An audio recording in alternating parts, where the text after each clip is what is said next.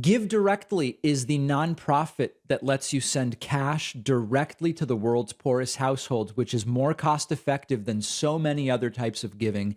It's how you know you're maximizing your donations. Help us reach our goal of $15,000 by the end of the year. Go to givedirectly.org/Pacman. Well, it's so great to start with some good news today. Raphael Warnock has defeated Herschel Walker in the Georgia Senate runoff. This means that Democrats will control the Senate 51-49 rather than 50-50. This has a number of important consequences, which we are, of course, going to talk about. But the big news is that it did not go the way of Donald Trump and of MAGA and of the Herschel Walker endorsement industrial complex wing of the Republican Party. Georgia Senate runoff election results. Warnock 51.4, Walker 48.6. Now, I am with everybody in the audience, in particular, many of our viewers from around the world who look at Herschel Walker and they say, how does this guy even have a shot in a state like Georgia with a population, voting population in the millions? How does this guy not lose by 70, even as deranged and ignorant as the Republican Party electorate is in the United States? And of course, that horrifies me as well. This is a guy who shouldn't even have had a shot. And yet he came within under 100,000 votes in the runoff of becoming one of 100 senators in the United States. We're not going to fix the United States in that sense right here in this segment, so I won't dwell on that too much. Democratic Senator Warnock wins Georgia runoff against Walker, reports the Associated Press, and indeed now control of the Senate will be not only, excuse me, I'm almost back from COVID, but not 100%. It will be not 50-50, but it will be 51-49. And there are so many reasons that that is hugely important, which I will get to. But first, let's look at a couple of clips. Here are the calls from the three major networks. What does this look like statewide? Well, I'll let you take it from there because I think there's some news there. That check mark is a consequential thing. NBC News can now project that the winner of the Georgia U.S. Senate election tonight is incumbent Democrat Raphael Warnock. Democratic governor. We have seen changes all over the country. Senator, we're going to interrupt you. I want to go to Jake for an announcement.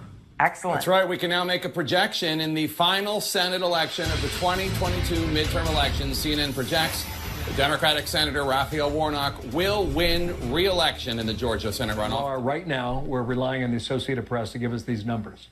And right now, the Associated Press has just given the check mark to Raphael Warnock. He's going back to the U.S. Senate as the winner of this runoff against Herschel Walker. Now, we will get back to that Fox News call because it actually happened at sort of a very, very interesting moment. Now, we did hear from both candidates, winner and loser alike, starting with the winner, Raphael Warnock. Take a quick listen.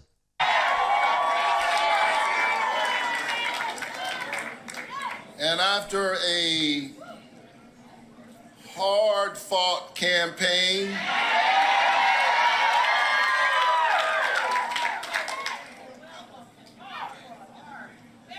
or should I say campaigns? It is my honor to utter the four most powerful words ever spoken in a democracy.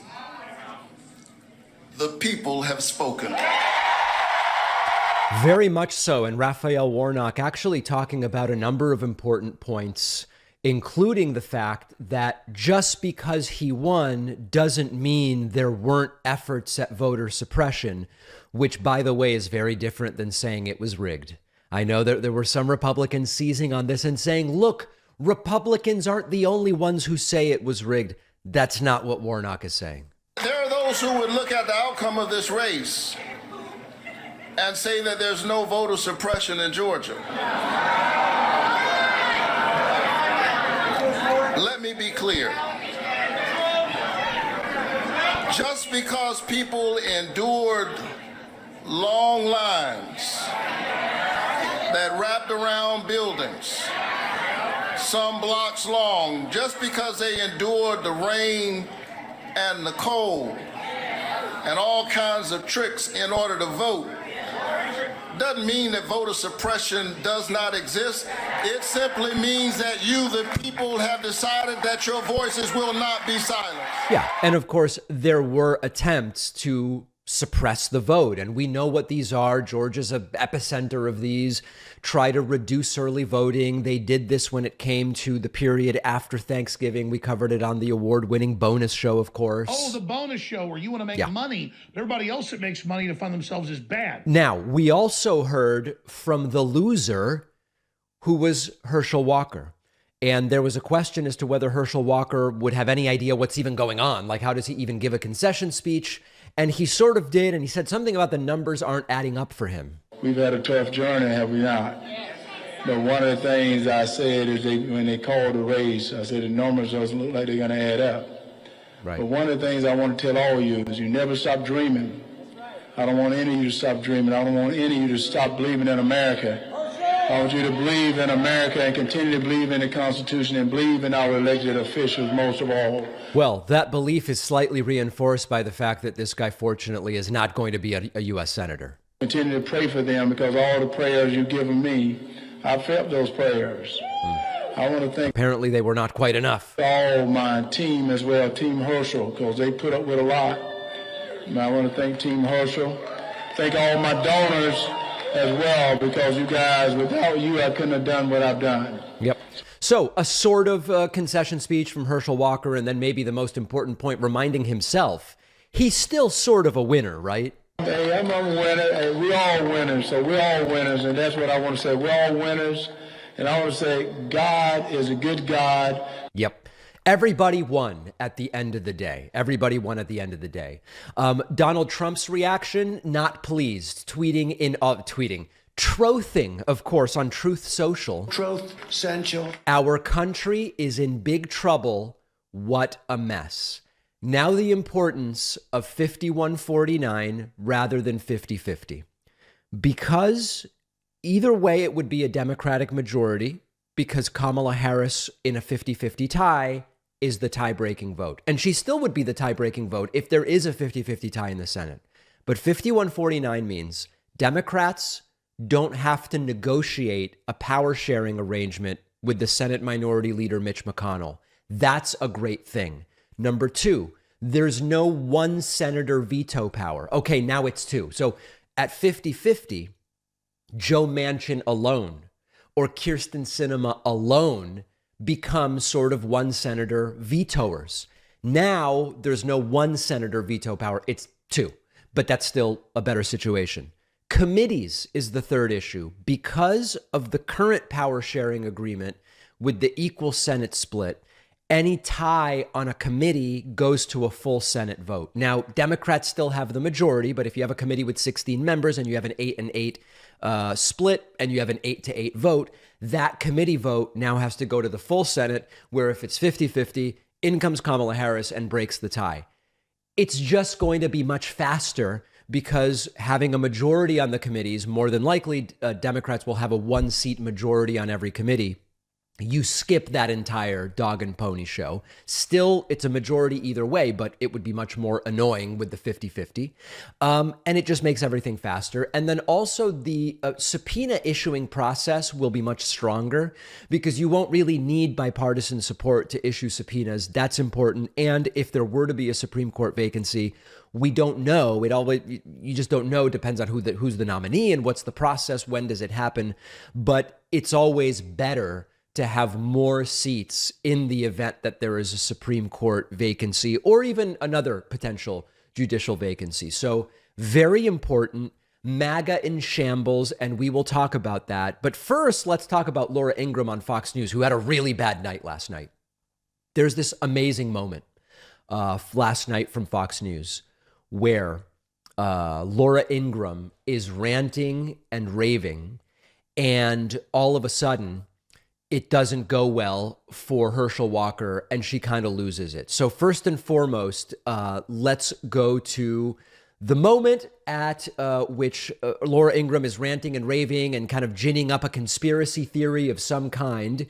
And then all of a sudden, it's announced that Herschel Walker has lost. Check this out. Guys, we appreciate it. Bill, stay with us. All right. Sorry, this is not the right clip. Here is the right clip. But why is it that the heavily Democratic counties are always the last ones to report? Very suspicious, isn't it, Bill Hemmer? I mean, presumably they count, and there are numbers, and they count. There are more people, obviously, but it seems like it kind of, this is, I hate to say this is just a familiar refrain, but it's a very familiar refrain to us. From Isn't it suspicious? election night past to just the midterms, etc. Well, I'm going to say that that's where you find the people. That's where they live. And Laura, right now, we're relying on the Associated Press to give us these numbers. And right now, the Associated Press has just given the check mark to Raphael Warnock. He's going back to the U.S. Senate as the winner of this runoff against Herschel Walker, right now at 50.4% to Walker's 49.6%. Raphael Warnock has won the runoff in Georgia 4 weeks after. I just love that. As Laura Ingraham is starting to go all conspiratorial, I don't know, the blue areas take longer to give us their votes.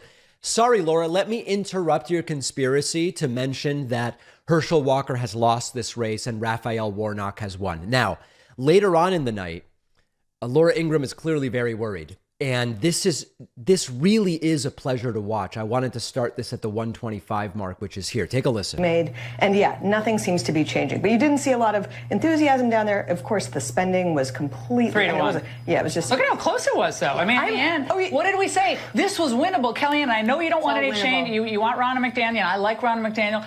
Isn't this like a warning sign flashing? Or are we just going to keep Laura's worried, and she should be. Doing the same thing all over again every single election? Well, Kevin McCarthy won the House. He won the House. Yes, he did. And we were outspent 3-1 here. Why? There's no excuse in Georgia for us not to have done what Brian Kemp did. Yes, he's the incumbent governor. He's very popular. He's running against Stacey Abrams. But he turned out over his micro-targeting plan, his grassroots people, and I guess Mitch McConnell's group funded it. But they did that in the last couple of days. He funded it? Done 4 weeks ago. Did Mitch McConnell? All right, so Laura Ingraham visibly worried, and then it gets a little tense with Kellyanne Conway. She is not taking the loss well, and she's starting to take it out on Kellyanne Conway, which I love. We don't bank ballots early. We're going to keep losing. But we didn't. But we didn't. But we didn't do it in 2020 because everyone said don't vote early because that's corrupt. Not everyone. Well, yes, a lot of people did at the very top of the Republican Party. Yes, you didn't. People did. But Molly, Mitch McConnell did give $11 million to the effort. That's $14 million to the effort in Georgia. But where was the all hands on deck? You got Lindsey Graham. He was there. He did a lot. Every senator should have been there. Every female senator should have been there. But why? I'm going to ask the question tonight. Nobody wants to talk about this. Why weren't they down there? Right. We don't well, part of it is Herschel Walker was a disastrous candidate, and Republicans, as it became clear that the December 6th runoff was no longer necessary for Democrats to control, because Democrats were going to control the Senate either way. Once that became clear, some Republicans who are marginally more tethered to reality realized this guy's a humiliating candidate. He can't speak. He can't think. He's a hypocrite. He's going around urging women to get abortions, even though he says he's against abortions. And he's saying he's a police officer when he's not. And he's saying he trained with the FBI when he didn't. And on and on and on. Why are they going to hitch their wagon to this horse? Why are they going to go out on a limb when either way they're not going to have control of the Senate if Herschel Walker wins? That's why they weren't there. And it was a complete and total disaster. But, in a normal country, Walker never would have even won a primary. He was only even there because of the atrocity that is the Republican Party. So a tough night for Laura Ingraham. It is what it is. Fortunately, we are now beyond this. Democrats will control 51-49. It gives a little bit more, calmness to some hypothetical scenarios. Republicans will have the House, and we're going to have an obstruction-filled 2 years. We will take a quick break. Make sure you are subscribed on YouTube. It is free. We need your subscription on YouTube. You can vote multiple times on YouTube. When it comes to elections, you can't. You get one vote. Many people have a couple Google accounts.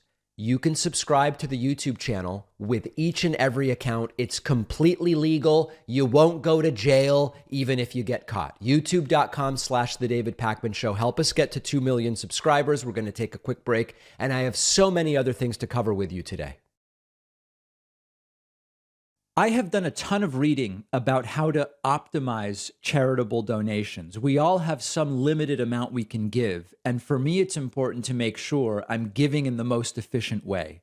When organizations give cash to families in need, about 90 cents on the dollar actually goes to the recipient instead of only about 50 cents of relative impact with some of the more complex programs like certain kinds of job training, for example. That's why I reached out to an amazing nonprofit called Give Directly about partnering with us, because Give Directly lets you send cash directly to the world's poorest households. The David Pakman Show is trying to hit $15,000 in donations to Give Directly before the year is up. That's equal to about a year's worth of expenses and investments for 15 families in many cases. Use the link below. Giving families cash lets them choose for themselves how to improve their lives. They buy food, they repair their homes, they start a business, they buy medication, they pay for their kids' schools. Give Directly is doing truly incredible work all around the world. When you give to them, you're maximizing every hard-earned dollar that you donate, and they need your help. Go to givedirectly.org/Pakman. Help us get to $15,000 by the end of the year. The link is down below. Folks, now is the time, as we have gotten beyond the 2022 midterms. 2024 and what are going to be 2 years of obstruction are now in focus. We need to build the ecosystem and the infrastructure. And whether it's this show or other progressive shows, I would encourage you, support someone that you think is doing good work. If you want it to be this show, I'd be flattered. And you can sign up at joinpakman.com. We do an extra show every single day for our paid members. We offer a commercial-free audio and video stream of the show, custom private podcast URL, members-only town halls, so many exciting things. Sign up at joinpakman.com. You can use the coupon code 24starts now to get yourself a discount. All right, I want to look at a couple different things that my colleague John actually sent me. Some of you may remember this black MAGA pastor, Jesse Lee Peterson. He's been on the program before. I've been on his show before in Los Angeles, California. He recently was involved in, I think it's fair to call it a scandal, where despite leading a life of public homophobic advocacy about being gay is bad and immoral and all these different things, it appears that Jesse Lee Peterson himself is gay, and this exploded in controversy several months ago. Somehow, Jesse Lee Peterson ended up on the Dr. Phil show. Now, I'm going to be totally upfront. I don't think much of the Dr. Phil show, and in fact, I had some back and forths with them about 2 months ago about having me on. They wasted my time. They were completely disrespectful of my time, asking me to do a pre-interview and a video vlog explaining my views, a filling out, providing answers to dozens of questions. Then they never even told me, hey, turns out we're not going to have you on. Just never even followed up. One of the most unprofessional outfits I've ever dealt with. And yet, I'm still going to play this for you with peace and love because it is so absolutely fascinating. Jesse Lee Peterson somehow ended up on the Dr. Phil show. And by the way, this guy on the screen right now is not Jesse Lee Peterson. I'm aware of that. And he just said vile and disgusting things that actually made an audience member cry. Let's just jump right into this first clip. The topic was, is it smart to have children? Now, in the background of all of this, with Jesse Lee Peterson, is his personal situation where he says he told me he was celibate because he's not married, and it turns out it's not just that he's not married to a woman, it's that he's actually gay and is hiding these relationships. It's crazy. Let's just jump right in. What happens? I disagree with all this crap that I hear. I grew up with 6 brothers and 7 sisters at a time when, I grew up on... By the way, it's funny that they identify him as radio host and pastor, which is like so banal and anodyne in the context of how completely whacked this guy is.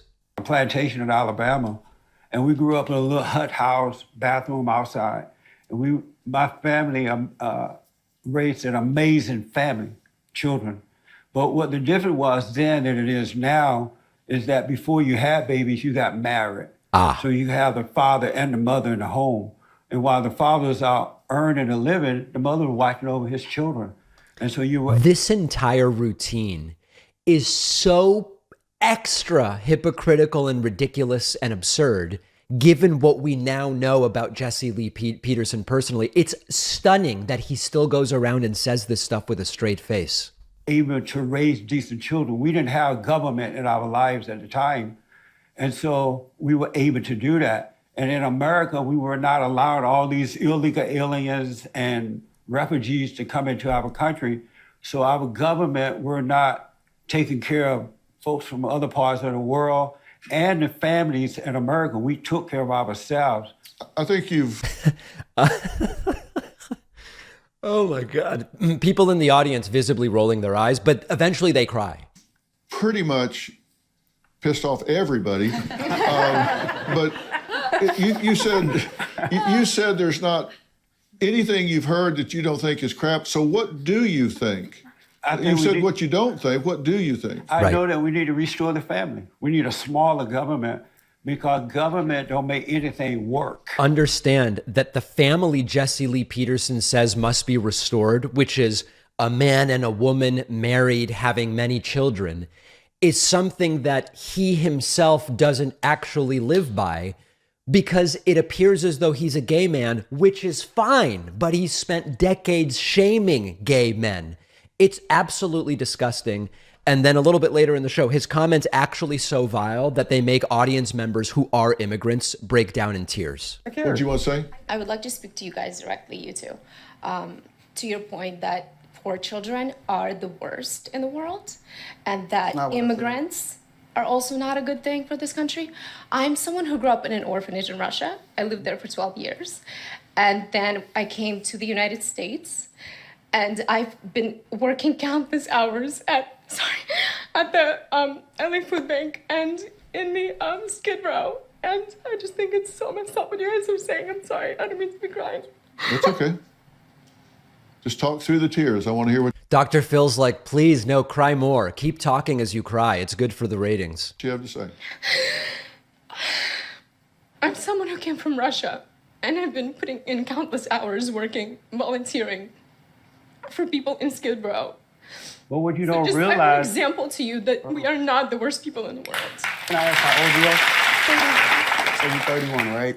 I've been mentoring young guys since I was 18, from the ages of 14 through 24. Yeah. I grew up in the inner city of Detroit. There's this weird thing about the Dr. Phil show where, so we know Jesse Lee Peterson is completely vile. I don't know that we need too much of a commentary on that. There's this weird vibe on the Dr. Phil show where it's sort of like they try to present it like a serious show, but it kind of has like Jerry Springer, Maury Povich vibes. And I don't know, it's like every detail, something about the way it's filmed, something about the lighting and the color temperature, the lower thirds and the font even. I can't exactly put my finger on what it is, but it just feels like one of those types of shows, even though it kind of seems like they're taking themselves seriously. Bizarre stuff. I don't even know how much Dr. Phil's people knew about Jesse Lee Peterson when they had him on, but quite literally saying things so disgusting, they make members of the audience cry. Strange and bizarre stuff.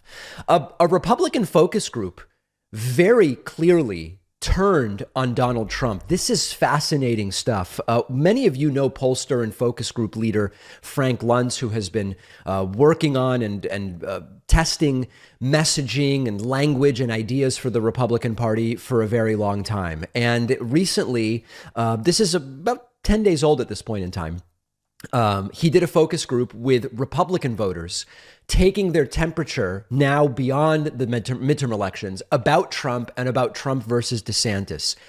This focus group, and of course, with any such focus group, there's a question of how representative is the focus group really? It's anecdotes. You're not going to get, with just a couple dozen or a dozen people, you're not going to get a fully representative sample of a group as large as the Republican voting base. But it's interesting anecdotally nonetheless. Take a listen to what some of these folks say. First, one word or phrase that you would use to describe Donald Trump right now. Stay off Twitter. Jamie from Iowa. I was just going to say the same thing. His new one that he's on, I think he needs to take a break from that one. Becky. A narcissist. Lisa.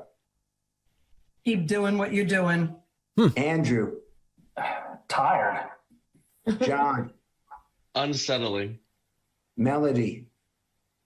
High hopes. Marie. Mistake. John from North Dakota. Unrelenting. Kathy. Still right. Eric. Divisive. Jim. Overdone. John from Georgia. Fighter. David from California. Racist. Jeff from Texas. Sanctimonious. Stacy from Indiana. Businessman. Nancy from Illinois. Calculated. I'm going to do the same thing now with the governor of Florida, Ron DeSantis. I'm going to go in the exact opposite order. Right. Promising. Stacy from Indiana. Oh, geez. Interesting. Jeff from Texas. Badass. Kathy from Pennsylvania. A leader. Eric from North Carolina. Hopeful. Jim from Indiana. Rising. John David from Georgia. I'd say the same thing. Fighter. David from California. Promising. Andrew from South Carolina. Leader. John from California. Visionary. Melody from Washington. Amazing. Marie from New York. The future. John from North Dakota. No apologies. Lisa from New York. Gutsy. Becky from Virginia. Future of the party. Jamie from Iowa. Refreshing leader. Gregory from Nevada. Future of the party. So that is pretty interesting. Now, of course, it's completely anecdotal, but that sentiment, increasingly tired of Trump, sick of the antics, sick of the posts and the like, mirrored by what we are seeing in the polls, increasingly pointing more towards the idea of Ron DeSantis as the future of the party. Now, as I've said before, I don't know that this is any big party to write home about, because if DeSantis were to become the next president of the United States, there is no doubt in the world that he would be about as dangerous as Trump in terms of ideas, but far more dangerous in terms of his ability to execute because he's less incompetent. That's the risk. And so when we think about the 2024 Republican primary, not that we vote in it by and large, the question of who do we prefer win the primary has to be contextualized in who are we worse off if they actually become president of the United States. And in a way, an 80-year-old incompetent Trump, to me, seems less acutely dangerous than Ron DeSantis. And I'm willing to have my mind changed, and my feelings may evolve over the course of the primary. Remember, a primary in which Ron DeSantis has not even yet said he's participating. But I want to hear from you. Leave a comment, send an email, info@davidpakman.com, send a tweet, however you want to get in touch, smoke signals, telegrams, etc. Let me know what you think about this. Who would actually be more dangerous if they became president? I want to hear from you. We will look at some comments on an upcoming episode of the show. Quick break, and then we will come back. We're going to talk about 17 guilty verdicts against the Trump Organization. That's a big story, and so much more. Don't forget that the best way to support the David Pakman Show is by becoming a member, which gives you access to the daily bonus show, the regular show with no commercials. You also get access to our entire archive of every episode dating back a really long time, and plenty of other awesome membership perks. Go to joinpakman.com, joinpakman.com. Major breaking news over the last 24 hours, including 17 guilty counts for the Trump Organization in this massive New York investigation that has been going on for some time. It involves Trump's former CFO, Alan Weisselberg. This is a major story which has instantly triggered the failed former president. But let's not get ahead of ourselves. Let's go through it piece by piece. New York Times reports Trump Organization found guilty in tax fraud scheme. The former president's company had been accused of providing off-the-book benefits to executives. The testimony of its former chief financial officer proved crucial to the case. So what exactly is it that happened? The conviction on all 17 counts, after more than a day of jury deliberations in state Supreme Court in Manhattan, stemmed from the company's practice of doling out off-the-books perks to executives. They received luxury apartments, leased Mercedes-Benzes, extra cash at Christmas, even free cable television, and they paid taxes on none of it. This is a very simple thing. My accountant has talked to me about how this works many, many times before. Imagine that you have something very simple, okay? You have your business leases you a car, a beautiful vehicle, drives you around, 4 wheels, tires, the entire thing can go forwards and backwards, okay? Gets you where you need to go. Let's imagine the lease is, to pick a number, $500 a month, which is $6,000 for the year. The business pays the $6,000. It's a business expense for the business, $6,000 in lease costs. But if that vehicle is only available to one person, really it's considered a fringe benefit. And that $6,000 should be added to that individual's W-2, and then you pay taxes on it. You don't get the $6,000. You get a lease worth $6,000, and then you pay taxes on that $6,000. Now, $6,000 is very quaint, because what we're talking about here is luxury apartments. I believe at issue also was educational expenses for family members of Alan Weisselberg and potentially others. So you're talking about a lot more money.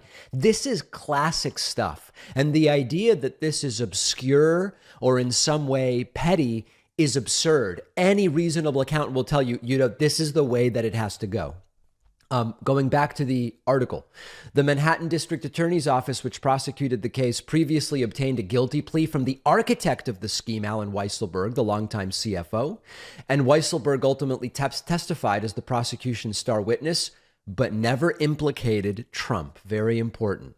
Prosecutors didn't charge Trump, but they invoked him throughout the trial, telling jurors he paid for some of the stuff and even approved a crucial aspect of the scheme. Importantly, the verdict carries limited financial repercussions and will not directly threaten to imperil Trump's company, but the conviction and the prosecution's explosive claim and closing arguments that Trump was, quote, explicitly sanctioning tax fraud could reverberate during his nascent 2024 presidential campaign and provide fodder for political opponents. So, 17 guilty verdicts, but not going to imperil Trump's company. Here's the report from MSNBC as the news came in. Scheme that would basically try to compensate top executives or help these execs avoid paying a... Well, what is it? Guilty on all counts. We have a verdict. It is guilty on all 17 counts. Just in moments ago, after about 10 hours of deliberations. And you're right, Hallie, this is a case against the Trump Corporation, 2 entities of the Trump Corporation. There were no named individuals. Former President Donald Trump was not named, but certainly this is his family company. This is his livelihood. This is his business. This is his reputation. This is all things Donald Trump, except him being named as a defendant in this case, you might say. So that is from MSNBC. CNN also had the report of the verdict. What do you know? Well, Victor, that's right. The jury just returned a verdict guilty on all counts against both Trump Corporation entities.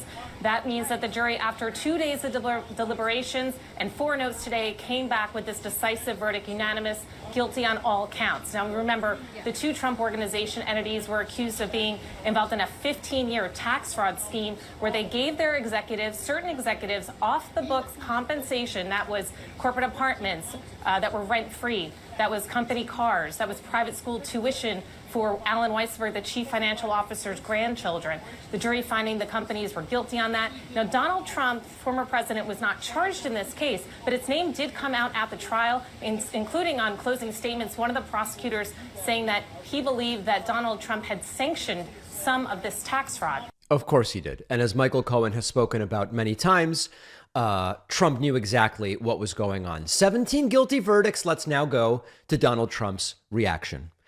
As predicted by anyone who has been following the way Donald Trump behaves for the last many years, upon the verdict of 17 guilty counts for Donald Trump's organization in this massive fraud case out of the Manhattan District Attorney's Office, Donald Trump explodes. First and foremost, the message posted to Twitter by Donald Trump's Soviet-style PR person, Liz Harrington, and Trump in all caps calling it the Manhattan witch hunt, putting out the following statement. And it's always physically demanding to read these things.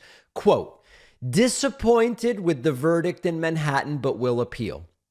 After looking at millions of pages of documents over many years, much to the detriment of record-setting murder and other forms of violent crime that are taking place in New York City, those are unrelated things, the government, capital G, was able to get an employee to, quote, plea. Why is plea in quotes? I don't know. That's quite literally what happened.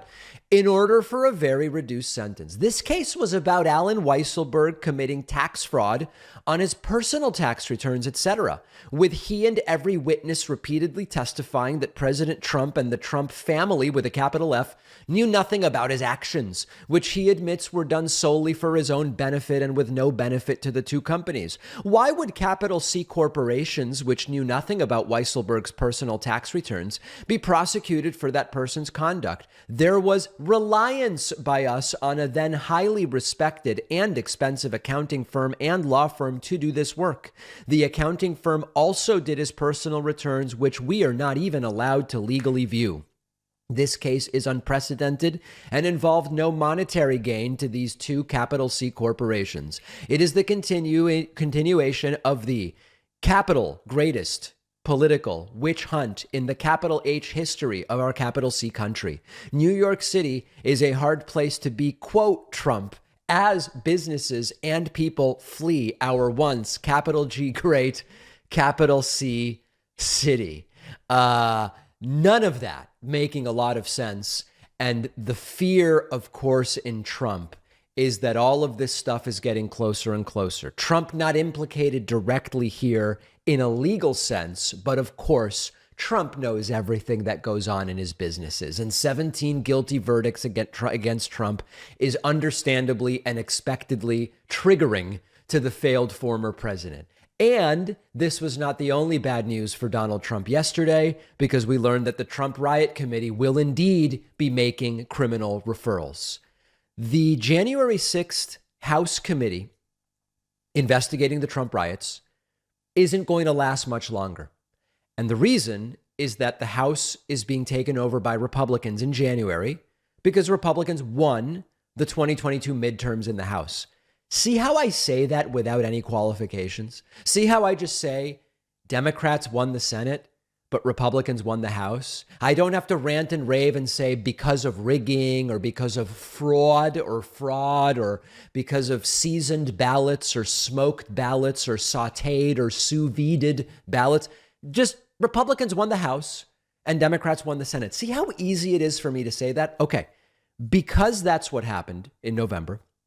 And really anyway, because Congress is ending and any investigative committees would have to be reconstituted in the next Congress, the January 6th committee of the House is going to end. But it is not yet over. They told us some months ago that they would come back with a couple of final hearings sometime before the end of the year. I don't know if that's still going to take place. But yesterday, there was a very important bit of news that was announced. The House January 6th committee has decided to make criminal referrals. Let me remind you, so we're all on the same page. One of the guidelines of House committees, remember, the House of Representatives The House of Representatives has investigative duties and responsibilities and abilities. They do not have primary criminal referral responsibility, meaning the House is not supposed to take on an investigation primarily or solely to determine whether criminal activity took place.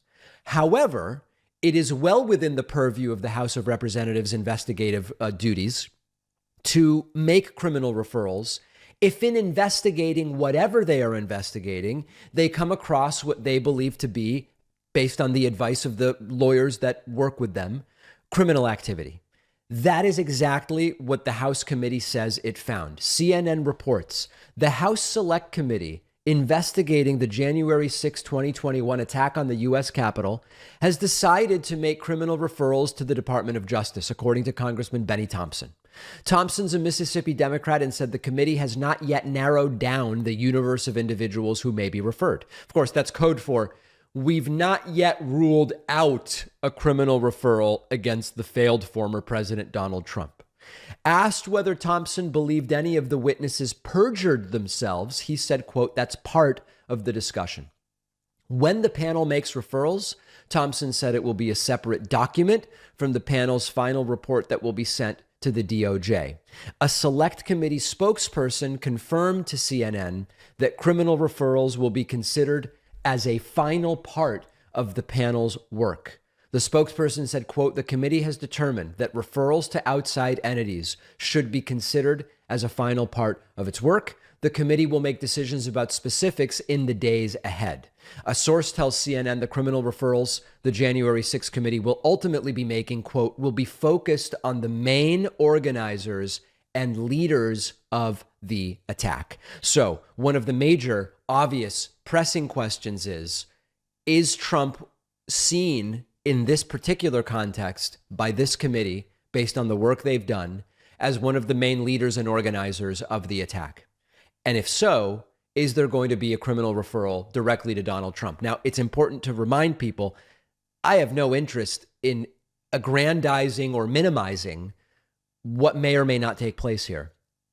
The question, of course, if the DOJ receives a criminal referral from the House of Representatives for Trump, is whether they actually decide to charge him. There's no guarantee, just because a criminal referral is made, that Trump is actually going to be charged. Perjury also, if indeed it took place by those who did testify. If perjury took place, it would be nice to see perjury charges, which are very difficult to prove. But we just don't know about that. Many people writing to me and saying, "David, do you know if the referrals will be made public or will it be behind the scenes?" My understanding from looking at this article and others is that it will be a separate document that will contain the referrals, but it will be made public. That the evidence is public, the testimony has been public, and the referrals will also be made public. Now, I want this all to move quickly. We all do. It's been years with a lot of this stuff. At the same time, it makes sense that the January 6th committee has taken a measured approach. They've calculated it. They've done everything by the book. There was strategy, and it shows. And this really was carried out in a way that, despite and in the context of massive Republican obstruction, because remember, there was initially a deal to have significantly more Republican representation on this committee. And Republicans refused to participate because they wanted the committee to focus on different things. They had all sorts of rules that they wanted, which made no sense. So ultimately, the committee was assembled with a few Republicans, Adam Kinzinger, Liz Cheney. Is that all? Now I don't remember. But in any case, it was by their own doing that this was the format of the committee. Now we have a time limit. There's a new House led by Republicans, which will be sworn in within a few weeks. This is the end of the committee, but it may only be the beginning of the criminal part as far as the DOJ is concerned. Next step, let's see what the referrals show and then go from there. We will have all of today's stories and the clips and feedback and more on the Facebook page. Make sure you have liked The David Pakman Show on Facebook at facebook.com// is important, and that's a /, not a backslash. David Pakman Show. Quick break and be right back. If you value what we do at The David Pakman Show, remember to support us on Patreon. Go to patreon.com/David Pakman Show, where you can get access to behind the scenes videos, the daily bonus show, the commercial-free daily show, as well as special discounts on merch, including hats, hoodies, mugs, and t-shirts. You can support the show for as little as $2 a month. Check it out at patreon.com/David Pakman Show. I'm going to show you an incredible, incredible video in which the mother of a fallen Capitol riot officer refuses to shake Mitch McConnell's hand, and so do others, and they walk right by. It's truly incredible stuff to see. As Newsweek reports, the mother of a fallen Capitol police officer refused to shake the hands of 2 Republican lawmakers during yesterday's Congressional Gold Medal ceremony, honoring the officers who defended the Capitol during the January 6th riot. Gladys Sicknick, the mother of Brian Sicknick, that was the U.S. Capitol officer who died of a stroke following the riot, did not accept a handshake offered by Mitch McConnell and by Representative Kevin McCarthy. They, of course, were part of the movement that led to the riots. We have the video here, and it's really something. I'm going to play it, and as you will see, there are individuals here who first greet Chuck Schumer, and then they continue on by. You see that it is Schumer, and then it is McConnell, and then it is McCarthy. And you see Mitch McConnell stick out his hand, and then you see people just walk by. You see people walk by. There is Gladys Sicknick. She walks by, and then they just continue to walk by, and Mitch McConnell standing there. He's really, they say Joe Biden shook hands with the air. There is applause. It is really Mitch McConnell there shaking hands with the air. Now, we actually heard from Brian's brother, Ken Sicknick, who was asked, what was that about? Why didn't you shake hands? And he says, well, it's pretty self-evident, but I'll tell you anyway. Take a listen to this. Self-explanatory, but, they came out right away and condemned what happened on January 6th. And whatever hold that Trump has on them, they've backstepped, they've danced. They won't admit to wrongdoing, not necessarily them themselves, but of Trump, of the rioters. I mean, people like Louis Gohmert, who presented the American flag that was flown over the Capitol to a January 6th rioter and told them they were a patriot. It's disgusting. It takes away everything my brother's done. It takes away the heroism my brother showed. You don't think they deserved a handshake in this context? No, definitely not. No, because What are you even saying by shaking their hands? Like, it actually doesn't make any sense. Because unlike Liz Cheney, they have no idea what integrity is. They can't stand up for what's right and wrong. With them it's party first. Liz gave up her political career to do what was right and try to find the truth. She's the one ray of hope, her and the whole committee, that they can show integrity, that they can show they actually care about the process, about democracy, about everything that goes on. And these guys are, as long as it's got a big R in front of it, we're going to do whatever we do. Hard to argue against what he's saying. And this entire January 6th riot fiasco, which now is going on nearly 2 years. I mean, we're getting closer to the 2-year anniversary of the riots. It feels like it was just yesterday. It has been emblematic of the absolute worst of the Republican Party. It's been emblematic of, we just say stuff, but we don't really have values we stand by, such as we're for law and order. Until hundreds of their supporters rioted, committing various crimes on January 6, 2021. All of a sudden, they're defending those people.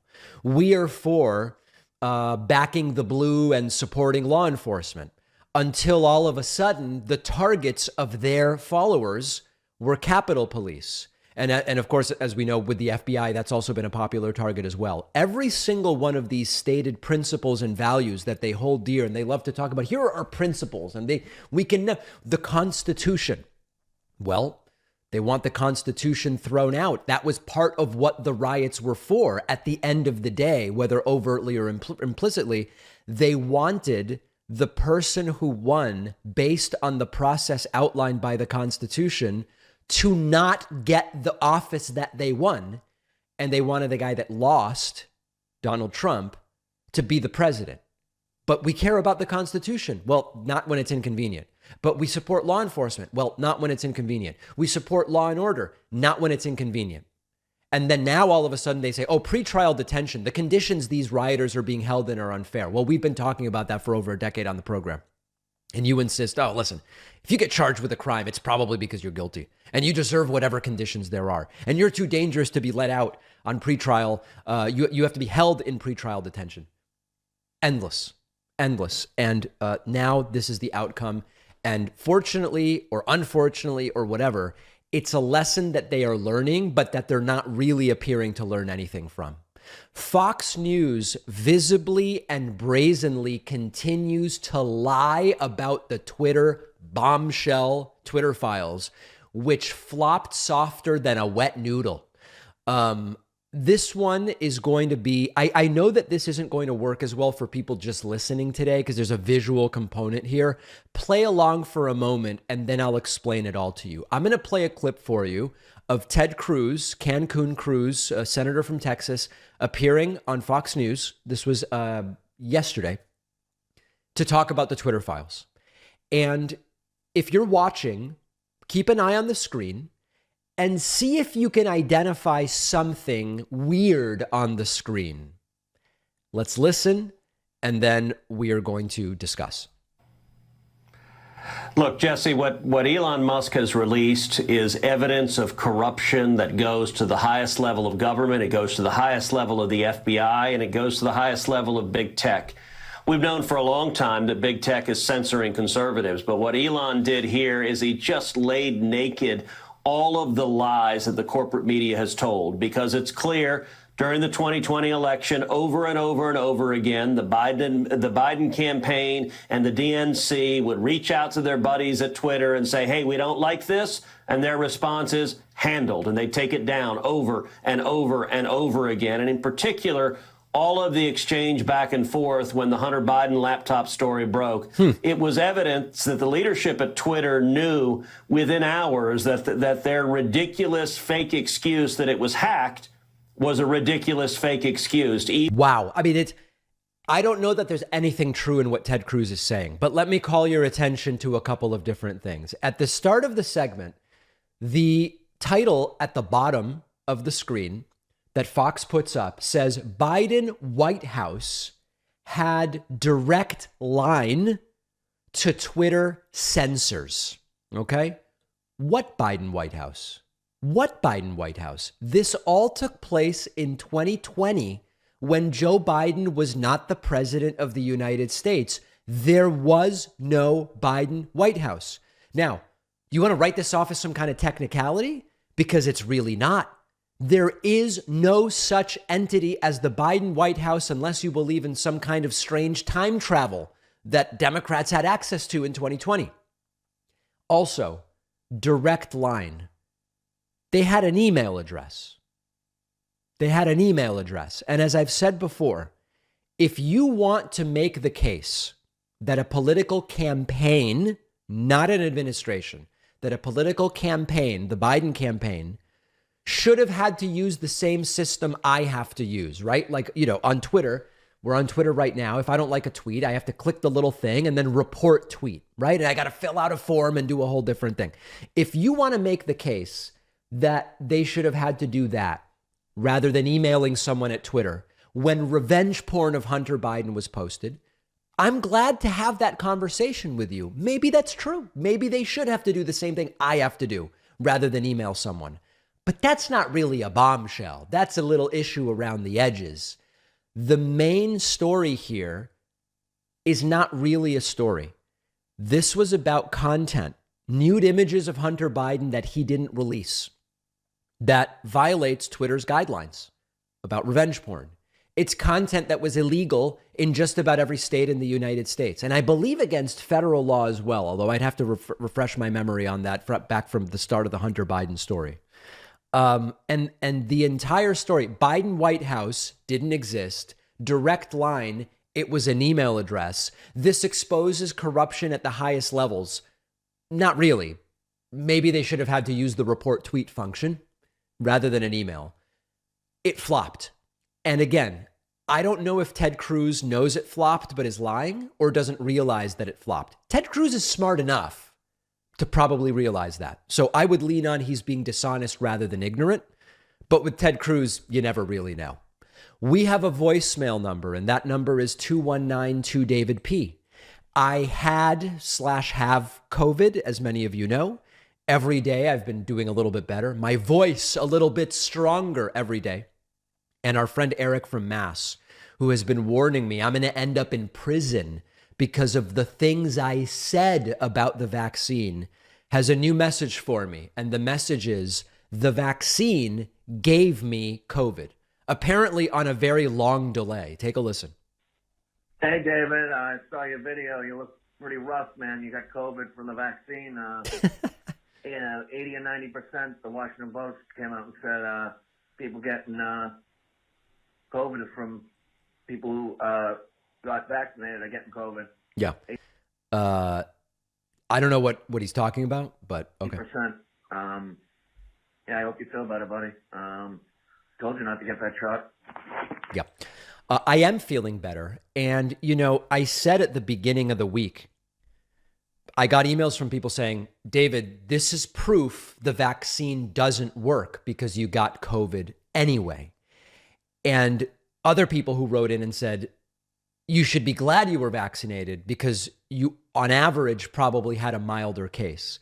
Now being beyond it, hopefully, barring any kind of rebound, if I really zoom out, I was very sick for about 26 hours. And it does seem completely plausible and in line with the science that the reason I was really only down in bed for 26 hours would be that I received this bivalent booster targeted specifically to Omicron just a couple of months ago. Now, listen, I'm right with everybody. When we talk about vaccination and we say, hey, you know what?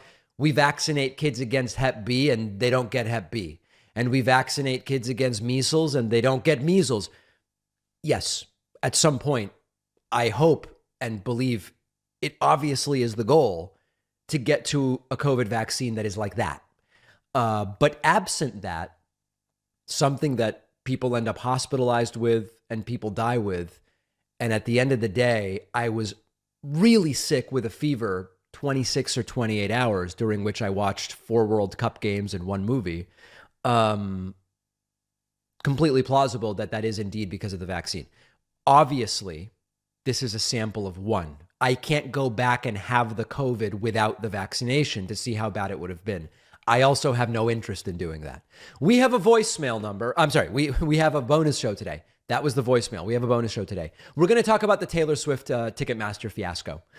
Interesting story about monopoly power, big tech, so many different things. We'll talk about that. Cherokee Nation wants to send a delegate to the House of Representatives. We will talk about the context and the history of such representatives.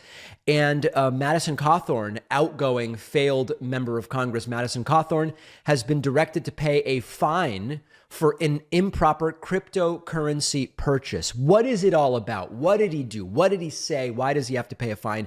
And does the House have the authority to make him pay such a fine? All of those stories when I am joined by producer Pat on today's bonus show. Sign up at joinpacman.com. It is a beautiful thing.